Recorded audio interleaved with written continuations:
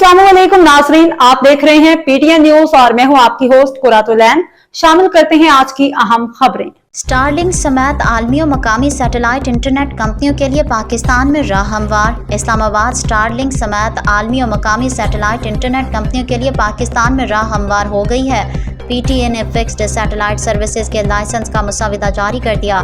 मुसविदा licence से दूर दराज इलाकों में इंटरनेट की सहूलत मुमकिन होगी।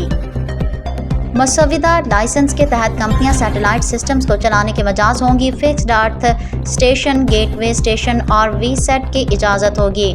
ब्रॉडबैंड, बैकहॉल और इंटरनेट बैंडविड्थ सर्विसेज फराहम की जा सकेंगी। लाइसेंस हासिल करने के बाद कंपनियां सारिफिन को बराह रास्त सर्विस देंगी। Fixed satellite services licence fee $5 lakh मुकर्रर की गई है। माजी में सैटेलाइट इंटरनेट सर्विसेज के लिए 15 अलग अलग लाइसेंसेज लेना लाजमी थे। नए निज़ाम से सिर्फ एक लाइसेंस के जरिए सैटेलाइट सर्विसेज मुमकिन होंगी।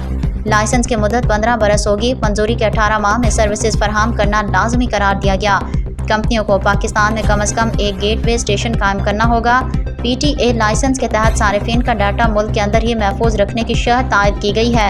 लाइसेंस से कबल कंपनियों को Pakistan space activities regulatory board में रजिस्ट्रेशन हासिल करना होगी।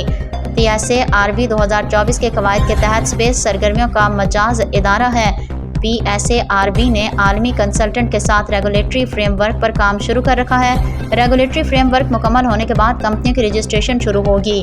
लाइसेंस फीस $5 लाख के साथ रेवेन्यू शेयरिंग मॉडल भी शामिल है। लाइसेंस होल्डर्स को सालाना 1.5% USF फंड में जमा कराना लाजमी होगा। न्यूज स्टूडियो से फिलवक्त के लिए इतना ही। मज़ीद खबरों और अपडेट से बाखबर रहने के लिए देखते रहें PTN न्यूज।